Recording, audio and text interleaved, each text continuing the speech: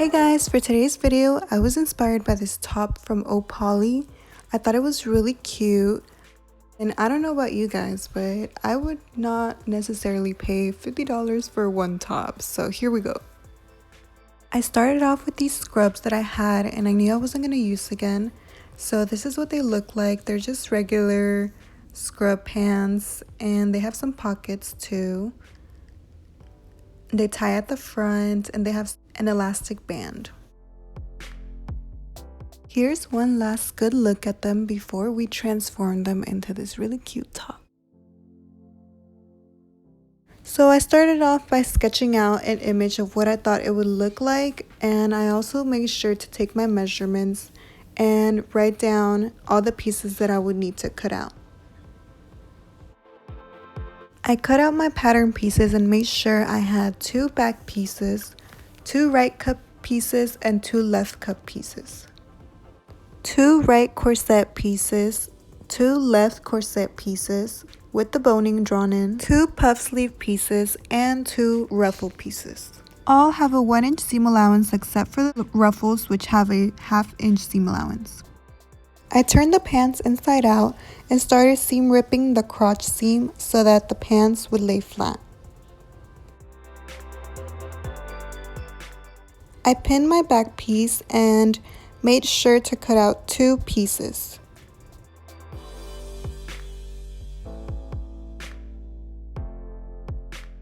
I repeated these steps until all of my fabric was cut out.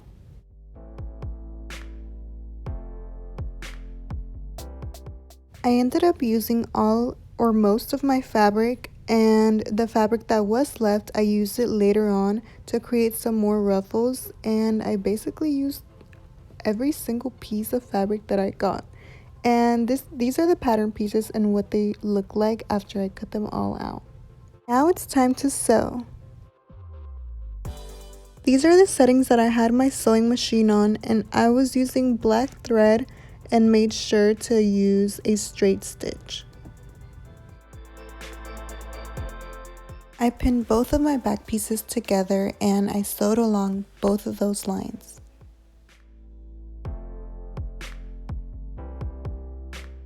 This is what it should look like before we turn it inside out.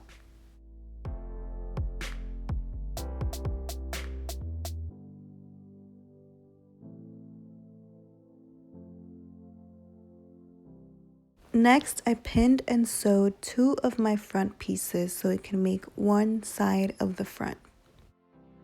Sewing along a curve can be pretty difficult for some people, so I made sure to pay close attention.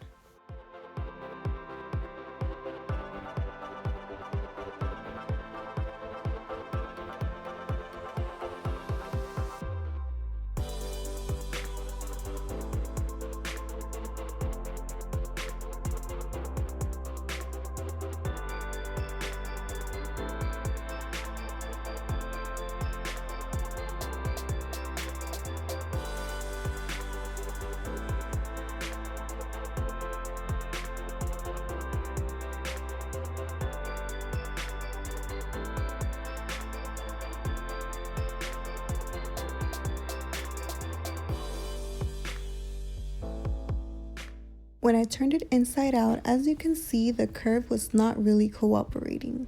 I made small cuts along the curve so that when I turn it the other way around, the curve will be more defined.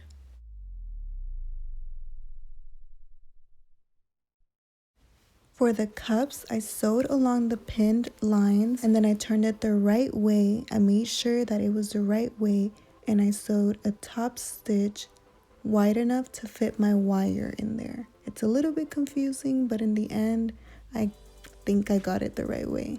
Now I'm pinning both of these pieces and I'm making sure that the fabric is the right side out, and I'm gonna make a small stitch so that they can be one piece. By the way guys, this is my first time making this kind of top, so I did find that I made a couple of mistakes along the way, and I did find that there are easier ways to make this top. That is why I didn't make it a tutorial, because this is just me showing you guys the process that I went through. I don't think I included my mistakes so that I can in case you're following along. I don't want you guys to make the same mistakes, but I did let you know what I did that ended up working out for me. Here I'm putting in my wire into the tunnel that we just made.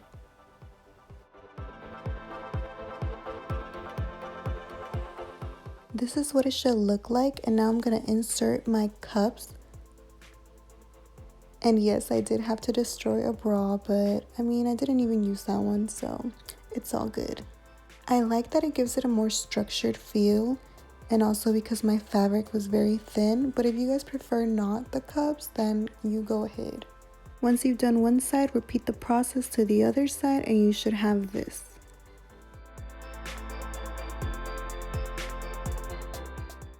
Now I'm going to grab the back piece that we made earlier, and I'm going to connect it to both sides of the top.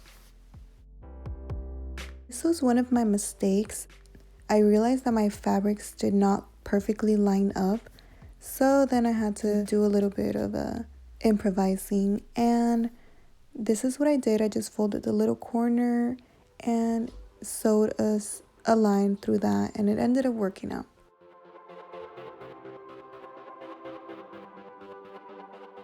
Now that it's all one piece, it should look like this, and it's time to add the boning. I made sure to measure my boning to make sure that it was the correct size. And then I cut it to that size, and I made sure to cut the actual plastic that's inside of the casing so that it's not sharp and it won't poke me if it does break through. I took out the plastic and pinned just the casing, and then I sewed lines on both sides of the casing really close to the edge so that the plastic can still fit through.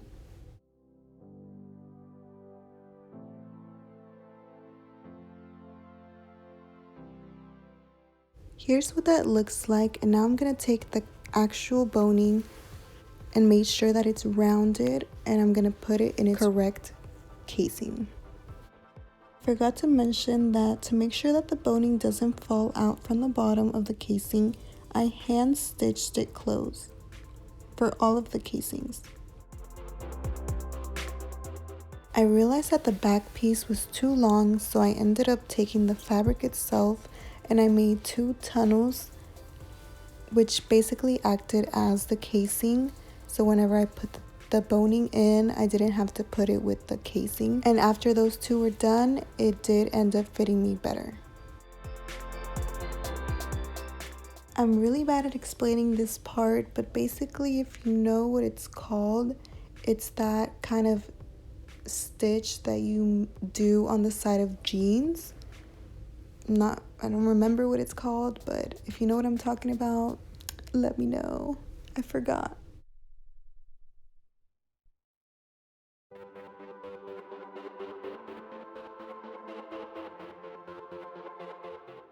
Now it's time to hem the bottom edge, and I just folded that whole edge up, and it just gives it a cleaner look and prevents fraying.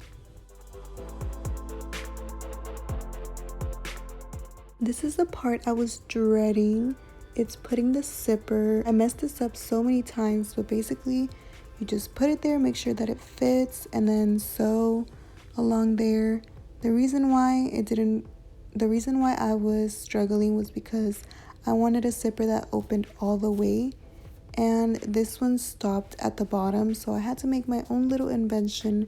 You will see later that I'm gonna have to buy the actual zipper that is like for jackets. To make the sleeves, I measured out my elastic and I pinned both edges and then found the middle and pinned the middle, and while I was sewing, I stretched it so that whenever it was done, it would look like it was a puff sleeve.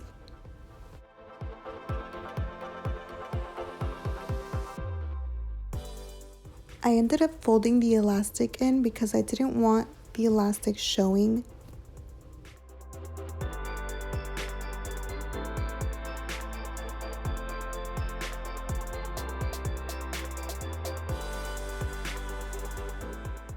This is what it looks like. Not perfect as you can tell, but I did my best, you know. And now I'm gonna repeat the process to the bottom so that it can create that little puff sleeve. And somehow, I don't know how, but somehow I got what I was looking for. After trying it on a bunch of times, I placed the sleeves where I wanted them, on the front and the back, and then I sewed that together.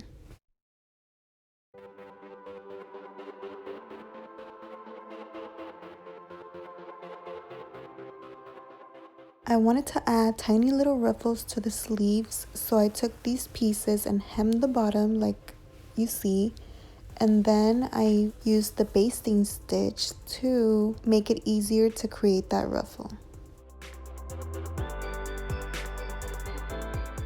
After changing my settings on my sewing machine, I made sure not to backstitch for this part. Now I'm taking one thread and one thread only, and I'm creating that ruffle effect.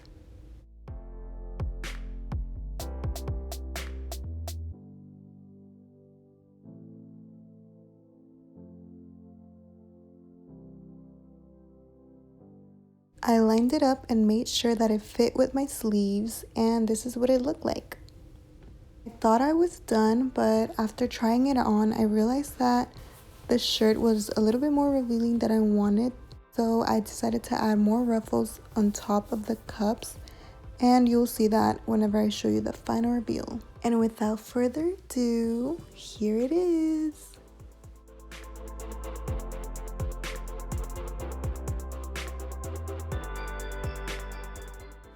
I'm honestly so shocked that I actually executed this because it was a bigger project than I've ever done, and I'm really proud of myself. This is what it looks like. I love it, honestly. Oh, I see a lizard. And then I moved spots, and I'm gonna keep taking videos for y'all.